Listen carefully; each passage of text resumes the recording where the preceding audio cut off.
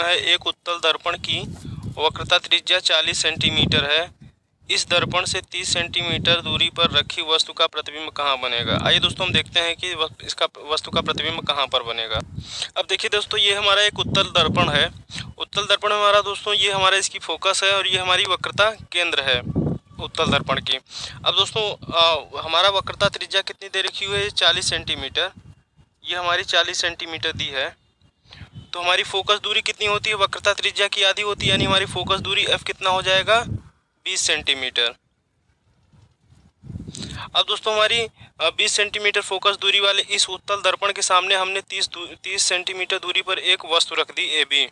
अब दोस्तों इसका प्रतिबिंब हमसे पूछ रहा है कि कहाँ बनेगा, यानी उस प्रतिबिंब की दर्पण से दूरी कितनी होगी। तो दोस्तों हमने एक प्रकाश की किरण मुख्य अक्ष के समांतर डाला जो वस्तु से होके जा रही है और उत्तल दर्पण से जैसे ही टकराए उसका परावर्तन हो गया और वो इस दिशा में परावर्तित हो गई। अब दोस्तों जब हमने इसको डैश डैश डैश करके पीछे की ओर मिलाया तो ऐसा प्रतीत होता है कि जैसे ये उत्तल दर्पण के मुख्य फोकस से होके आ रही है प्रकाश की किरण।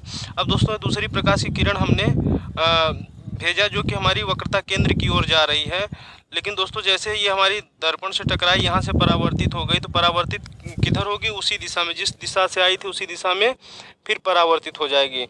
लेकिन दोस्तों जब इसे हम पीछे की तरफ मिलाते हैं तो ऐसा प्रतीत होता है कि ये हमारी वक्रता केंद्र से होकर आ रही है।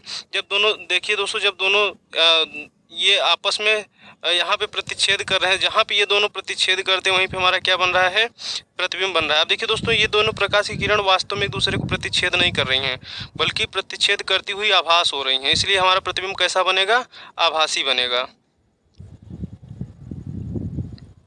और कैसा बनेगा दोस्तों, देखिए दोस्तों हमारा वस्तु किधर है, ऊपर की ओर है, तो प्रतिबिंब भी हमारा ऊपर की ओर बन रहा है, इसलिए हमारा प्रतिबिंब कैसा होगा, सीधा होगा। अब दोस्तों हमसे पूछ रहा है कि इसकी दर्पण से दूरी कितनी होगी या कहाँ बनेगा। तो दोस्तों हमारे पास दिया क्या है, u बराबर हमारा कितना दिया है, -30 सेंटीमीटर। माइनस में क्यों ले रहे हैं दोस्तों, क्योंकि हमारी दर्पण के बाईं तरफ है। और f हमारा कितना है दोस्तों, f बराबर हमारा 20 सेंटीमीटर है। यह धनात्मक रहेगा, क्यों धनात्मक रहेगा, क्योंकि दर्पण के दाईं तरफ है। अब दोस्तों हमसे यहाँ पे पूछा क्या है, v पूछा है, v हमें निकालना है। तो आइए दोस्तों हम v निकालते हैं। तो दोस्तों अब दर्पण के सूत्र से देखते हैं। दर्पण का सूत्र क्या होता है, 1/f बराबर 1/v प्लस 1/u। अब दोस्तों हमें निकालना क्या है, v निकालना है, तो हमारा v वाला टर्म एक तरफ बाकी को एक तरफ कर देंगे, तो यहाँ से हो जाएगा 1/v बराबर, इस वाले टर्म को हम उधर ले जाएंगे तो माइनस में हो जाएगा, तो 1/f माइनस 1/u। अब दोस्तों यहाँ पर हम f और u का मान रख देंगे तो क्या हो जाएगा, यहाँ से हमारा 1/v बराबर हो जाएगा, f का मान कितना है दोस्तों, 20 सेंटीमीटर, तो यहाँ से हो जाएगा 20 और माइनस 1/u कितना दिया दोस्तों, -30, तो यहाँ पे हम लिख देंगे -30। तो यहाँ से जब दोस्तों इसको हम हल करेंगे तो 1/v बराबर आ जाएगा हमारा 1/20 और ये माइनस का गुणा हो जाएगा तो कितना हो जाएगा, प्लस, तो 1/ यहाँ से हो जाएगा हमारा 30।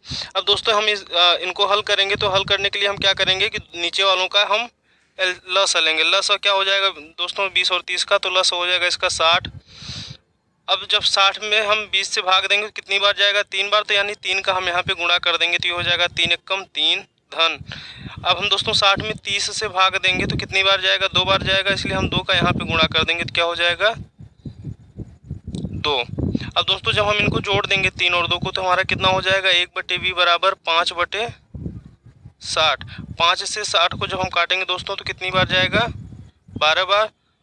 तो दोस्तों यहाँ से हमारा क्या आया, 1/v बराबर 1/12। अब दोस्तों यहाँ से हमारा v देखिए, v निकल के क्या आएगा, v निकल के हमारा आया है, हम इनका तिर्यक गुणा कर देंगे तो v निकल के यहाँ से हमारा आया 12 सेंटीमीटर। अब देखिए दोस्तों हमारा v जो है धनात्मक है, धनात्मक है, इसका मतलब प्रतिबिंब किधर बनेगा, दाईं तरफ, यानी वस्तु की विपरीत, यानी दर्पण के पीछे।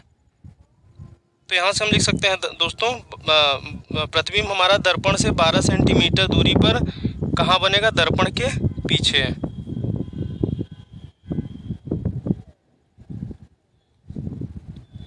और यही हमसे पूछा गया था। आशा करता हूँ दोस्तों समझ में आया होगा। धन्यवाद।